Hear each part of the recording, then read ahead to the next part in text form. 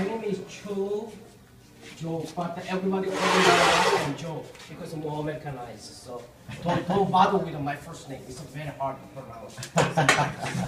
And again, my English is not good. So if you don't understand my pronunciation or the grammatic mistake, please ask me again. I'm not shy about my mistake. Okay, I'm of the factory, so I can probably give you best general idea about shear. So today I want to talk about how you can find the best scissors for you. There's 100 millions of scissors out there. Okay, so this class is kind of finding the right partner for you, right? Kind of matchmaking the ideas. So let me start with my lesson with a question, because this is oriental way. The stupid questions bring out the best answer. So what is the best scissors or shears? What is the best shear to you? Forged steel. Forged steel, that's so good. Cuts nice. Yes. Sharp. Fits your hand. Okay. That is all consideration. The bottom line is this: serve me best. It doesn't matter forged or the non-forged, or the stupid paper cutting shears, or the real paper shears. As long as it serve you correctly or nicely, that's the best scissors. Okay? That's the reason you have to know who you are first, and then find the scissors. What kind of scissors you want. Basically, there's two types of stylists based on my experience. One is like a Vidal Sassoon background, precision cutters. So major hair and then make a symmetrical cut, precision cutters. Opposite is a freestyle cutters. They don't care about the sectioning, just cutting whatever they want. Okay, so that's the extreme, the opposite. In between, there's 100 different stylists. Okay, but for them, they need totally different tools. If Vidal Sassoon background, freshly graduated Vidal Sassoon, they use a tool. Someone using the freestyler, they hate the tools. It's opposite. Okay? So we're talking about what makes that kind of a like and dislike. Okay? Now, there is several type of stylist, as I said, and there's several style of scissors. Like precision, or this one is a blunt cutter, and opposite is freestyle. This is a so-called sliding techniques. This is another word, horizontal cutter. This is a vertical cutter. Have you heard about this blunt cutting, sliding cutting? You probably know this one. Okay, blunt cutting is basically barber style cutting, holding the hair and then cut. Sliding is you move your hand. So hair stay, but the cutting hand is moving it. Okay?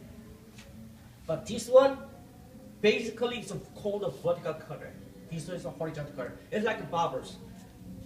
The basic skill of a barber doing is a scissor comb.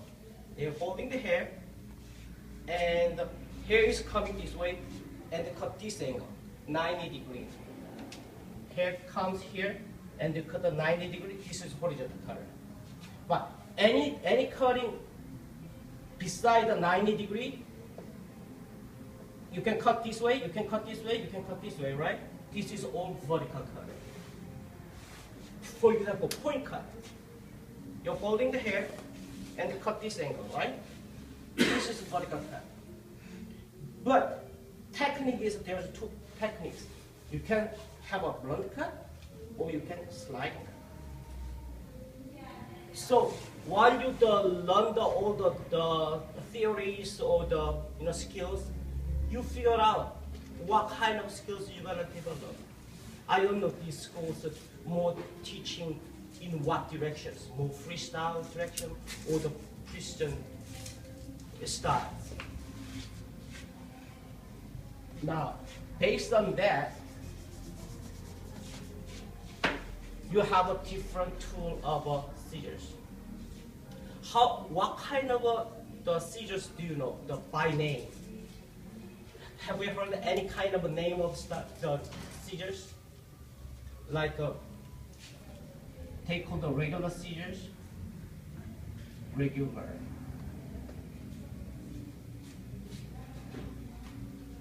Have you heard of a thinning shear? Texturizer?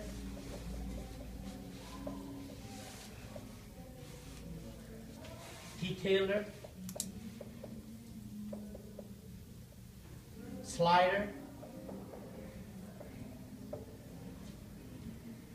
Never heard this kind of scissors? Oh, okay, good. What's the function of regular scissors? Just for the regular cut. Thinning shear? Losing weight. Yes, reduce volume. Okay, there is 10% reducer, 20% reducer, 30% reducer. Texturizer.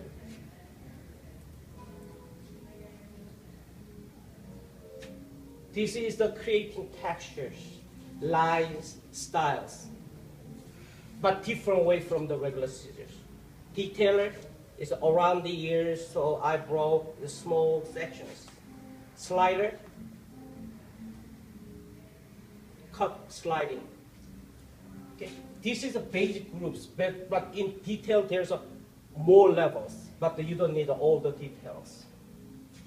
So depends on this technique you need, which tools you need more. Okay. Now,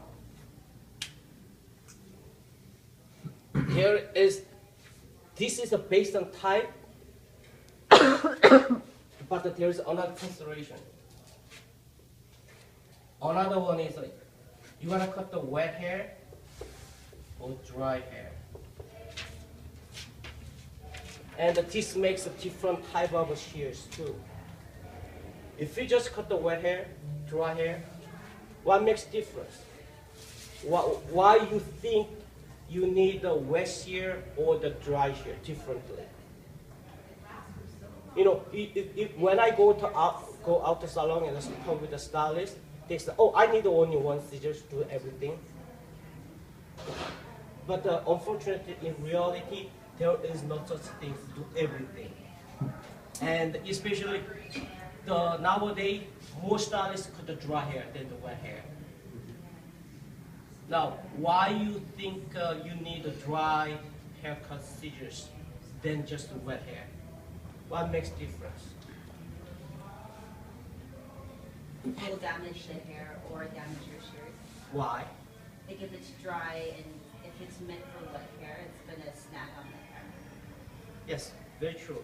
But makes the difference is the strength. When hair dries, it's more than 10 times stronger than wet. When hair relaxed, it's very soft. Like the hair has three kind of bonding: hydro bonding, floating bonding, sulfate bonding. Right? That's the reason when you make a perm, you have some chemicals go into it and changing the bonding formation, basically protein bonding formation, and you breaking in and then put together and then make a different shape. And when hair get wet, you can change the stuff, but when it dries, it's go back, right? But you can manipulate the shape of a hair when it's wet. So wet is almost with the water you can relax the hair 80%, 70 to 80%. That means in terms of strength, dry hair is more than 10 times stronger than wet hair. So if you cut with the same scissors, when you cut the wet hair, no stress on the metal. But when you cut the dry hair, so much stress on metal. Have you heard the saying like, oh, with the hair cutting scissors, never cut paper? Why? Well, dull. Yeah, damage the blade. But reality is when you cut the paper with the hair cutting scissors, oh, so sharp. You don't even hear the sound of it. But in that suppose, why? Damage the blade. Because the structure of paper is totally different from hair. Hair is cylinder shape. So hair is rolls, but paper cannot roll. So it's a more stress on the blade. That's the reason, not because you cannot cut. So most questions from the starters when I said, oh, you need wet shear or dry hair shear, they said, why, dry shear, if I buy dry shear, you cannot cut wet hair? No. If you have a dry shear and you cut on your wet hair, you don't need sharpening for lifetime. Because a lifetime of blade is elongated 10 times if you only try on the wet hair. But if you buy the wet hair and cut the dry hair, what happens? The metal for the wet hair is not lasting long on the dry hair. You need sharpening every 1 month or 3 months or 6 months. So when you go out in the field and someone is complaining, oh, damn scissors, I need the sharpening every 3 months. What happened? More likely they have wet hair scissors cut on dry hair. And they never think and they complain, it's damn scissors. No, they don't find the wrong tool. Okay? Now, the reason I'm talking this way is same way. Someone said what makes a good pencil scissors. One person says it's the blade, right? There's two types of blade. It's kind of a same thing. It's this way. Usually, wet scissors has the edge of a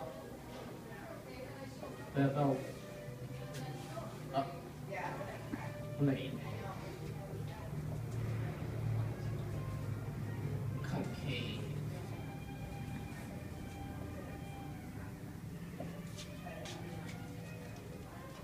Usually, not all the time, but usually dry shears has a concave blade and the wet hair scissors has a beveled blade.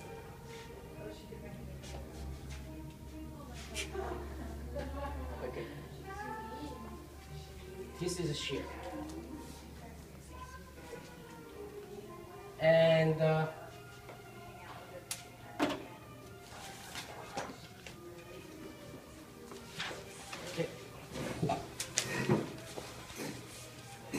Just got some hair, right? This is inside. And sometimes you see the blade outside. That is usually a beveled blade. It's, if you paper cutting scissors, all beveled. And sometimes when you don't see any blade outside, sometimes you see the blade inside. Usually that is a 95% that is concave blade. It makes and like this, and then make a blade here. They make a curvature here. Okay. The reason is in that way, hairs move freely better. So now,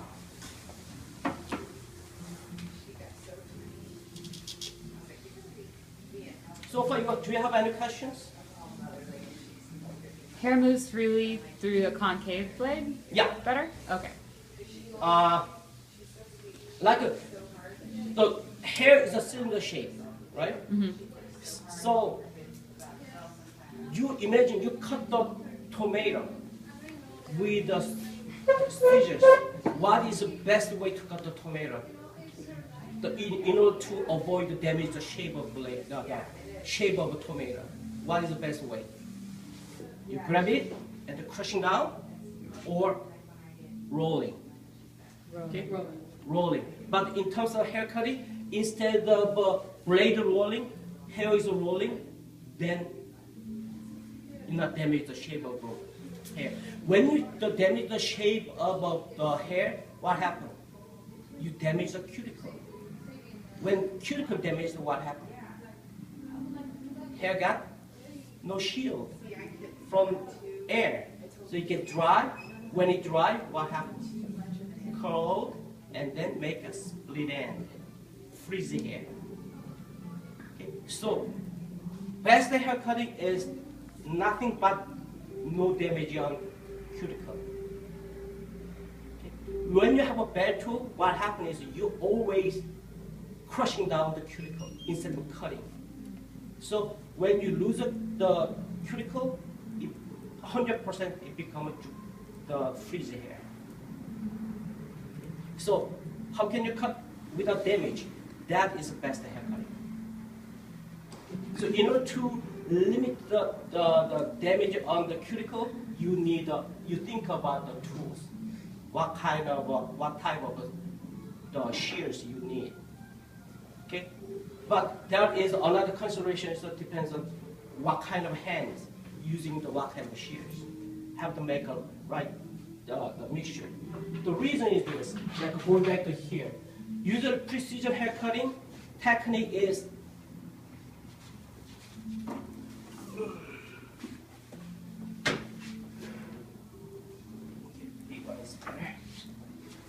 single blade cutting. Okay, one blade it becomes a stationary blade, and the thumb control. T1 is the cutting blade. So as you can see, here's stand here, grabbing it, and then cut. And when you see the hair cutting scissors, inside is a little bit coarse, outside is a middle shiny. The reason is hair drops, move fast, and the inside move slow. So not shiny inside, outside, shine all the way shining is not good. Okay. There is some coarse surface and the smooth surface, this mixture. And usually this one again, single blade cutting. So when you have a dull blade and with these cutting techniques, you always make a hair bends because instead of cutting it, okay. So usually the barbers using the bevel the blade.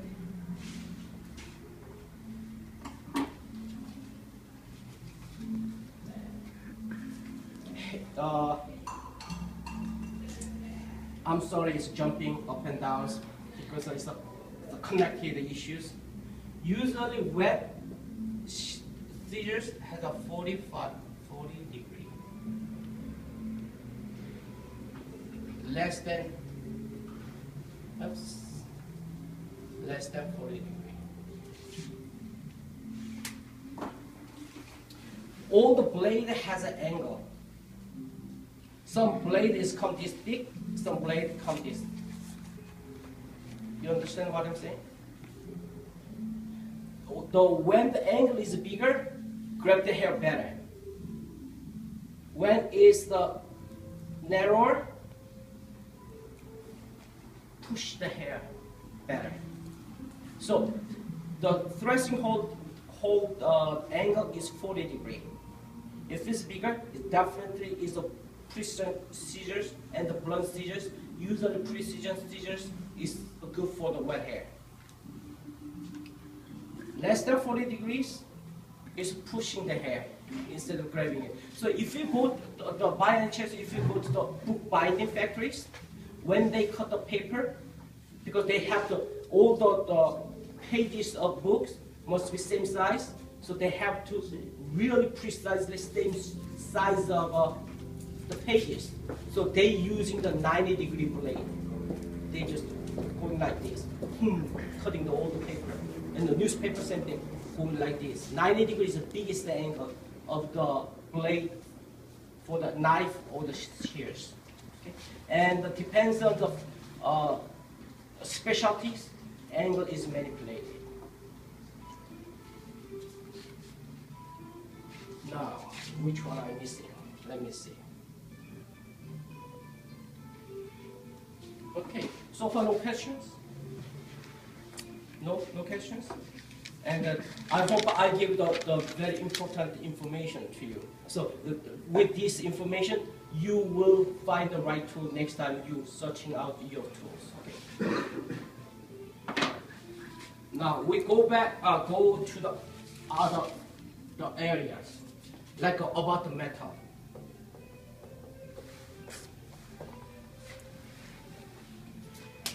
With any metal, you can make these scissors, or precision scissors, or freestyle scissors, or whatever this one.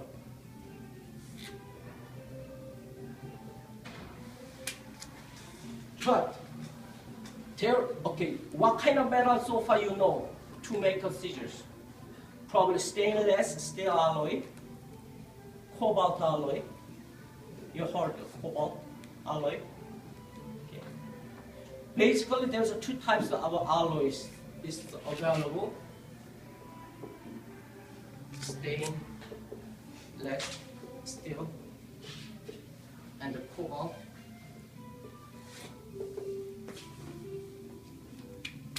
Usually stainless steel alloy is for the cheaper, the range of a price.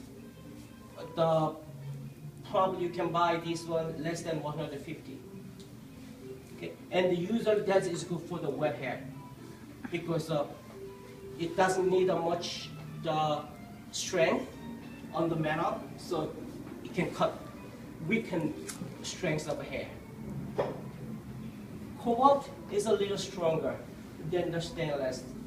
But among the cobalt, not all the cobalt is the same. There's 100 different levels of cobalt. So cobalt shears is a start from the 0.1% of cobalt to the 10% of cobalt in the metal. So the range is very wide. So price is all different among the cobalt. So when you try to buy some of the shears, don't go for just the price. Price is the last thing you have to consider. First thing, consider who you are, what kind of styles you are, and the next, what kind of tool you need, and then what kind of metal is made of. Then price is the issues. If you start with the price, you don't have all the variety of choices. Now, you think, okay, this is the best scissors of the made out of the stainless steel. Probably you can buy the $150. Cobalt at least start $400. And the most expensive scissors I saw, $50,000. Okay. Now, why is so different? Can you guess? Metal is metal. Quality. What makes the better quality? Cobalt. Why? Because it's more expensive. Okay. More durable? No, the same thing. You know, I'm a manufacturer, so if my cost is higher, I have to sell higher price. But that makes it necessarily better share? No. Not necessarily. Long lasting? Lasting what? Durability. Yeah. Durability of blade.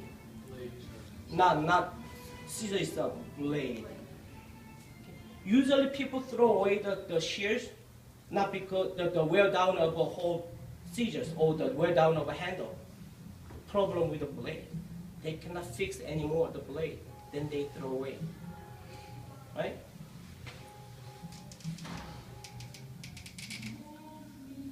So which one you think? Okay, since this is cheaper, this is more expensive, which one you think is stronger? Cobalt is stronger? That's the reason it lasts longer?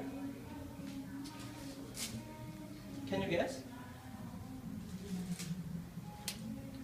This is stainless steel, alloy is stronger. It's a Rockwell, the hardness, this one is about the 70 out of 100. Cobalt is a start from the 55 to 65. So it's softer. This is a harder.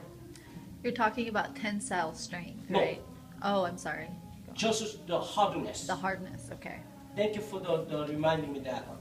So, in terms of metal, the power of the metal is consists two things. Tensile strength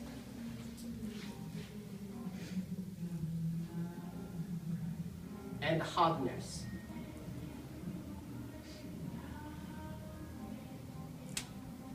Stainless steel is up there in terms of hardness than the cobalt.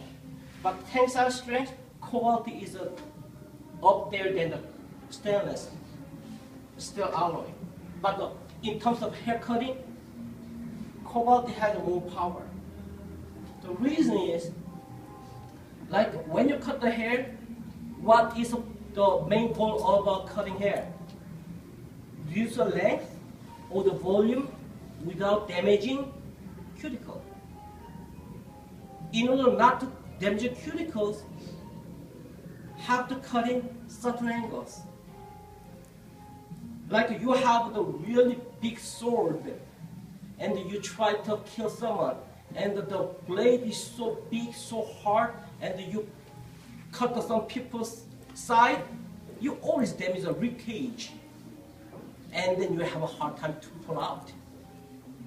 But real nice sword, you can, I'm sorry, this is bad. You can cut, between certain parts, and with a limit scar, you can deliver the job. Same thing. Okay, scissors are weapon. So you can kill the hair with a minimum damage. In order to that, have to have a soft spot. So when you touch the hair, it's go in certain angle and perform the job. Not just fighting against. That's the reasons. Stainless steel alloy is not flexible, so wear down so fast. But cobalt stay sharp longer. But if you just like the sword fighting battle, you just stainless steel alloy, cobalt alloy, you just crank each other. But the stainless steel alloy is win over the cobalt. But like tensile strength, you make the same weight of stainless steel alloy and the cobalt alloy, make a rope, and make a snapping game. Stainless steel alloy is always snapping in half time. Okay, so you have to consider what kind of the shears made of what kind of metal. In terms of dry shears, metal among the cobalt, only 3 cobalt alloy is available. V1 cobalt, V10 cobalt, and ATS cobalt. So when you buy the scissors and some salesman come to you, oh, this is dry shear. Can you see? It cut dry hair. It's dry shear. But then you can ask them. You can cut the paper too. So it's a paper cut scissors, not a haircut scissors. It's not the matter what you can cut. It's like how long the blade stay sharp with cutting the what. Okay, that's the issues. Usually wet shears, when cut only wet hair, at least it's supposed to stay sharp 6 months at least. Dry shears, with dry haircut scissors, if you cut dry hair only, it at least stay sharp 1 year. Then it qualifies. To meet the qualification, dry shears made with the V1 cobalt alloy, V10 cobalt alloy, ATS cobalt alloy is true dry shears. So have you heard of the Hikari? Mm-hmm. Okay, when they make a V1 cobalt alloy, they charge you probably at the shears 900 and up, whatever. And the V10 takes 1500 because it's so expensive cobalt. This is really good cobalt. ATS, anything is less than 1800, I never see it. 1800, yeah. So there's cobalt, and hey, it's a Japanese cobalt. Mean nothing. Okay. And also another in terms of metal, another thing is you have to ask them where is made. Okay. Or they say, oh, you said Japanese steel cobalt. Yeah, if you're using the same ingredient as a patent V1 patent cobalt, the same one but the bake in China is different to bake in Japan. So you have to ask the origin of the metal. The reason it is, European metal and Japanese metal forging is different. European metal ore, like basically this is from Germany. Their ore is way stronger than Japanese. There is a way to make a metal stronger, so different ways. Number one way is you cocktail it, like make an alloy, put in the different ingredient, like put in the tungsten a little bit, or the carbon more, and it get hotter. Another way is melting technique. If you melt all together and the cooling it, and the strength level, you can manipulate it. That's the reasons nowadays Japanese metal is more popular as the Japanese original ore is way weaker than, softer than European one. So European stitches made from the European ore, they only heat treated on surface because they don't need to melt everything down and cooling it. They just, the surface heat treatment and they're strong enough. But Japanese, to make it stronger, they have to melting everything together, inside out, and then cooling it. So this metal is melted where is so important because China, they don't have a, so to speak, oven. They don't have an oven to melt the metal more than 3 hours. But certain alloys have to bake it 3 hours. So imagine you have a flour dough and to make bread, and the direction says bake it 3 hours, but you only bake it 30 minutes. Outside it looks like a bread, but inside still it's not cooked. So that's the reason. Finding out where it's from, made with what kind of metal is so important when you pay, before pay the money. Okay? So you have to ask the questions. And also you have to ask the questions. It's like a slider. You have to know the angle. Like a bevel, blood color, usually it's a 40 degree to the 45 degree. And the concave blade, but the slider, this one usually 39 to 35. But in the world, except my factory, they only know 30, they can make it 37 degree. It's the lowest angle they can make. Our factory is the only one factory in the world to make a 35 degree. Okay. So all the cutting utensils, the blade angle is from the 90 to the 15 degree. You know which one is 15?